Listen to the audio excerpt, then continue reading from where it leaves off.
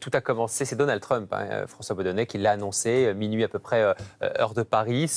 Cette surprise, on ne s'y attendait pas du tout. Hier soir, quand on voyait l'actualité monter, les ripostes commencer, il annonce donc un cessez-le-feu total. Oui, coup de théâtre, surprise totale. Il faut être honnête, on a vécu une nuit absolument incroyable.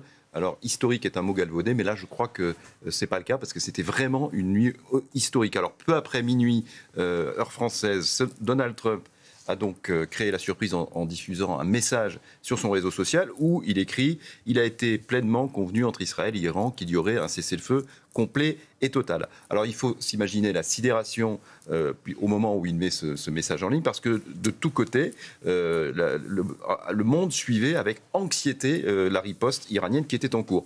L'Iran avait en effet tiré une série de missiles sur la base américaine d'Al-Udeid au Qatar. Cette base, c'est la plus grande du Moyen-Orient, elle abrite 10 000 hommes. C'est aussi un centre de commandement pour les autres bases américaines de la région. Les missiles iraniens ont été tous interceptés et il n'y a pas eu de blessés. Et ensuite, on a compris, Jean-Baptiste, pourquoi il n'y avait pas de blessés. C'est parce que la base avait été évacuée au préalable, les avions de chasse avaient été déplacés. En fait, l'Iran avait tout simplement prévenu Washington. Alors comment on le sait ? Eh bien parce que Donald Trump l'a écrit. Je tiens à remercier l'Iran de nous avoir prévenus à temps, ce qui a permis de ne pas perdre de vie et de blesser personne. Et c'est vrai que la riposte iranienne a été tout à fait mesurée, calibrée. Téhéran a par exemple dit avoir utilisé pour sa riposte autant de missiles que le nombre de bombes utilisées dans les raids américains. Donc hier soir, on s'en souvient, certains observateurs craignaient une escalade, voire même un embrasement régional. Ce n'est pas du tout ce qui est en train de se passer ce matin.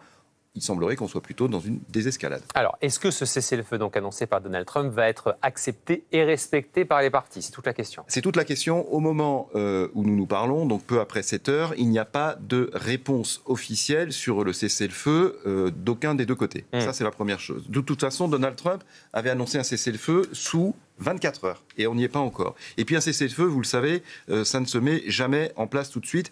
D'autant que dans ce cas précis, il s'agit d'un cessez-le-feu progressif, ce qui est assez rare. En fait, moi, d'ailleurs, je n'ai jamais vu ça.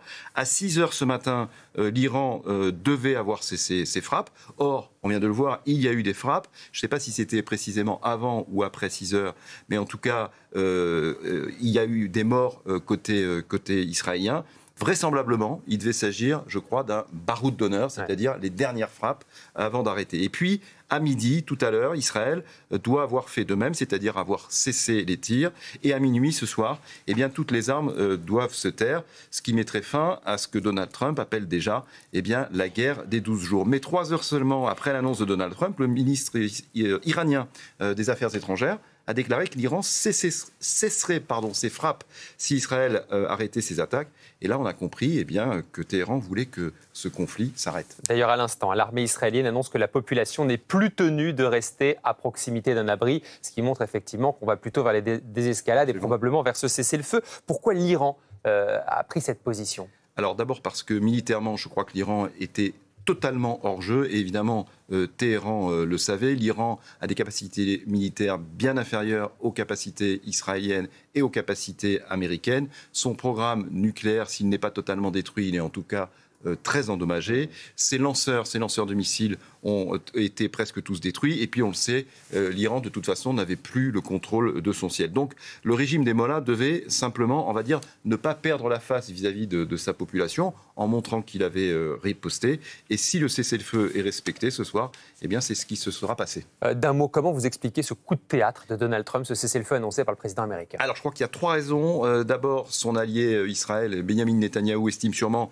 que le travail a été fait en Iran avec un programme nucléaire hors service. Deuxièmement, l'Iran, on l'a dit, aurait tout perdu s'il avait continué sa riposte. Et puis troisièmement, vous savez, Donald Trump adore prendre tout le monde à contre-pied. C'est une passion chez lui, le contre-pied. Et là, en plus, ça lui permet de montrer qu'il est capable de faire cesser une guerre à laquelle, paradoxe quand même, il a largement participé. Et si ça fonctionne, il aura quitté son costume de chef de guerre pour celui beaucoup plus valorisant d'artisan de la paix. Et s'il y a un cessez-le-feu effectif ce soir, eh bien, ce sera un véritable coup de maître pour Donald Trump.